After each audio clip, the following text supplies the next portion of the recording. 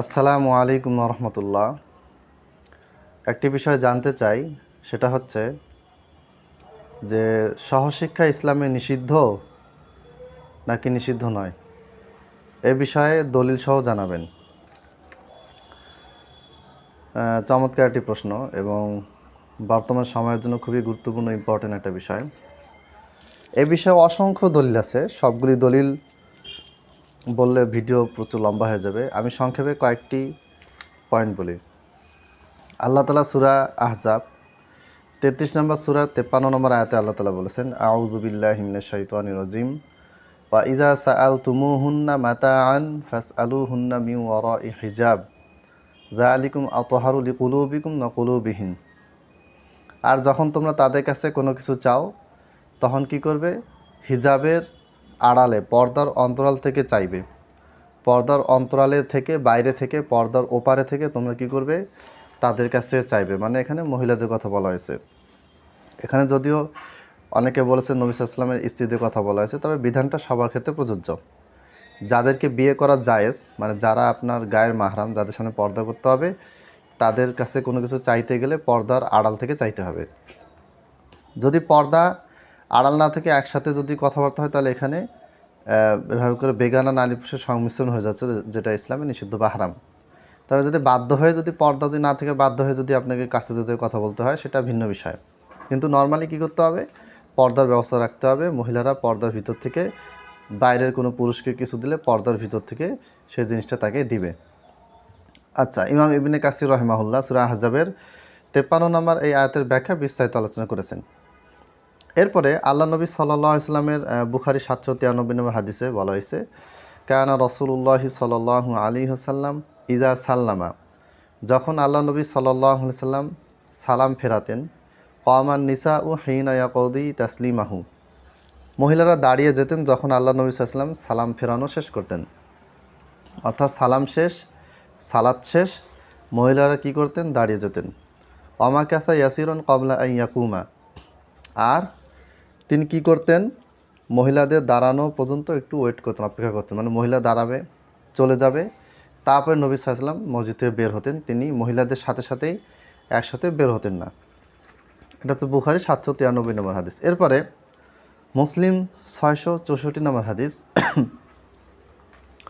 আল্লাহ নবী সাল্লাল্লাহু আলাইহি ওয়াসাল্লাম বলেছেন, খয়রু সুফুফি রিজালি আউয়ালুহা ওয়া শাররুহা আখিরুহা ওয়া খয়রু সুফুফি নিসাই আখিরুহা ওয়া শাররুহা আউয়ালুহা। অর্থাৎ পুরুষের জামাতে পুরুষের যে কয়টা কাতার হবে, সে কয়টা কাতারের ভিতরে প্রথম কাতার হচ্ছে উত্তম, আর সর্বশেষ কাতার হচ্ছে নিকৃষ্ট কাতার।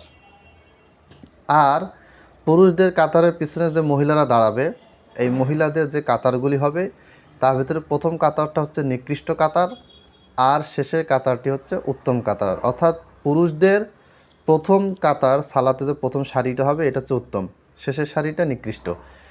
আর মেয়েদের প্রথম সারিটা নিকৃষ্ট, শেষের সারিটা, শেষের কাতারটা উত্তম।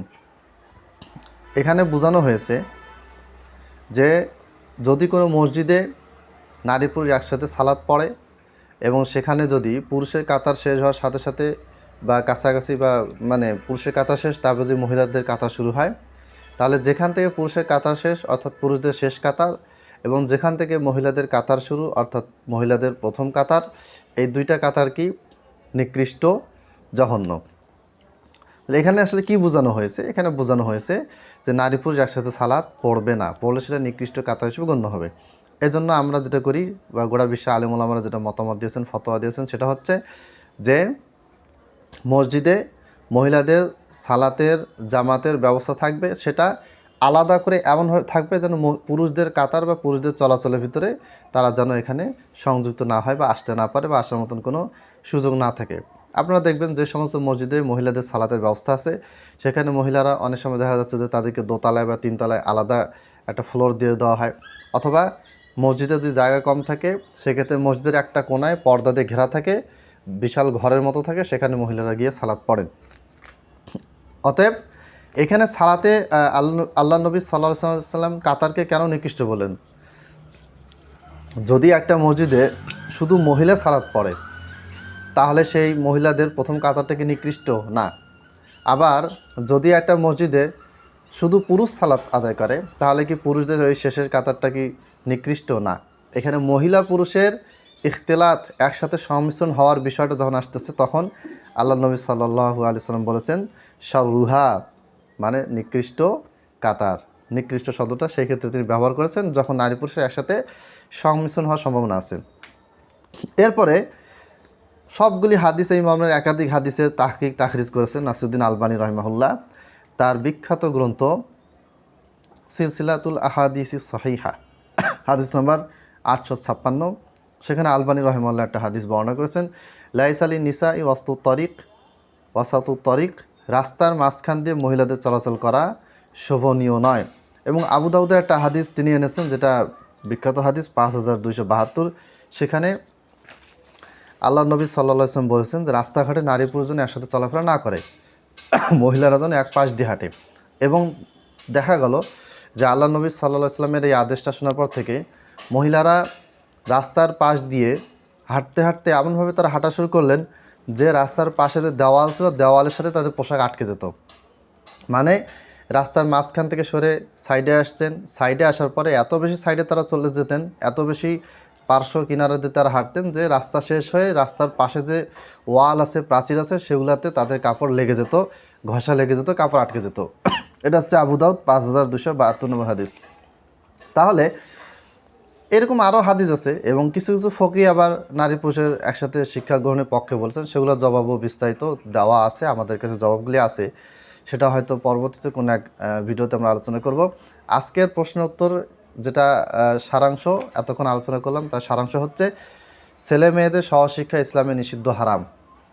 এবং একই অফিসে স্যার ম্যাডামদের বসে শিক্ষা দেওয়া শিক্ষা প্রতিষ্ঠানে এগুলি নিষিদ্ধ, হারাম।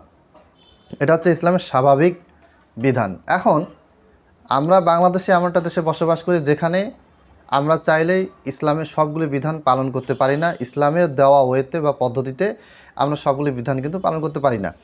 তো এই ক্ষেত্রে যেটুকু আমরা পারবো সেটুকু পালন করব, যেটুকু আমরা পারবো না সেটুকু আমরা পরবর্তীতে কিভাবে পালন করা যায় সেটার জন্য আমরা প্রচেষ্টা চালাবো। উদাহরণস্বরূপ আমি যেই মাদ্রাসায় পড়াই, আল কলম ইউনিভার্সাল মাদ্রাসা, এটি দিনাজপুর জেলার চিরিবন্দর থানায় অবস্থিত। এখানে ম্যাডামদের অফিস আলাদা, স্যারদের অফিস আলাদা।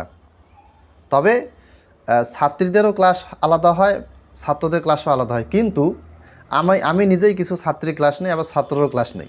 তার কারণটা হচ্ছে আমাদের এখনও অফিস আলাদা হয়েছে, মেয়েদের ক্লাসরুম আলাদা হয়েছে, কিন্তু আমাদের এখনও ওই ইয়াটা আসেনি যে সম্পূর্ণ আলাদা ভবন হবে, আলাদা বিল্ডিং হবে, আলাদা ক্যাম্পাস হবে, সেখানে শুধু মেয়েরাই থাকবে, মেয়ে প্রিন্সিপাল, মেয়ে সব কিছু দায়িত্ব থাকবে এবং মেয়েরাই মেয়েদের ক্লাস নেবে, ম্যাডামরাই মেয়েদের ক্লাস নেবে। এই জিনিসটা এখন আমরা করতে পারি নাই। তো এটাও ইনশাল্লাহ করার চেষ্টা হচ্ছে। তো ইনশাল্লাহ আপনারা দোয়া করবেন। তাহলে এখানে যেটা বিষয় হচ্ছে যে সাধ্যের ভিতরে আপনি যতটুকু সম্ভব আপনার সন্তানকে সহশিক্ষাতে দূরে রাখবেন।